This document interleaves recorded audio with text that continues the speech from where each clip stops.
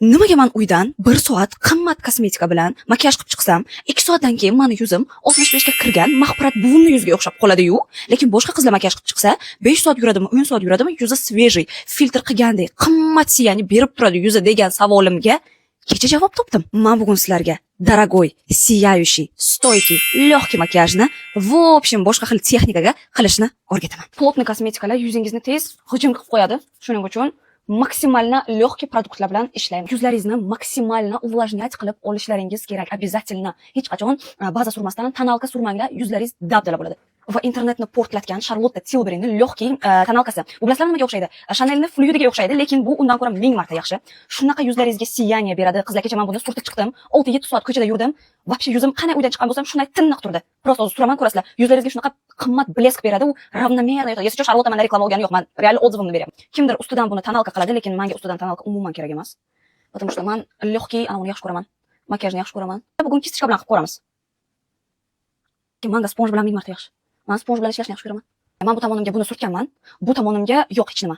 Men bilmayman kameradan ko'rinyaptimi yo'qmi, lekin невероятный luxury siyani beryapti. Qimmat insonni yuzday. Дальше обязательно проблемный zonalarga konsiler qilamiz. Ko'zimizning tagiga ozgina lekin точка qo'ydim, qaranglar, mana.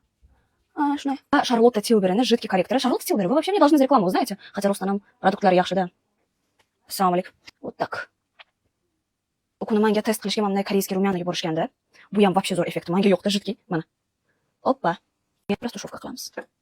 Agarda yuzlaringiz tiniq, Photoshopning effektini berishni xohlasangiz, u pudra ozgina yuzimni qaricha qilib ko'rsatadi. Shuning uchun men mana pudra oldim. Oq prozrachniy pudra. Bu вообще yuzingizga effekt Photoshopga berib, chotki yotadi. Lekin полный yuzimga buni men surtmayman. Buni ham kecha oldim, кстати, bu Nux'dan. Juda yoqdi. Так что это я вам тоже советую брать. Oq pudra.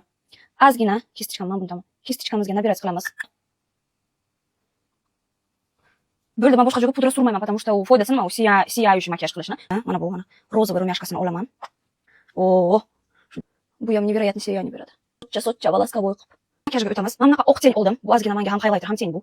Mana shuni olib, ko'zimizni oldiga surtamiz. Mana bunday qilib. Shunaqa взглядlaringizni chiroyli, выразительно qilib beradi. Zendaya qilib chiqdi shunaqa. O'shandan keyin Zendaya qilgandan keyin menga juda ham yoqdi bu. Qarama, oldim faqat goldenni. Goldenni effekti вообще zo'r ekan bundan ko'ra. Shuning uchun men buni olinglar.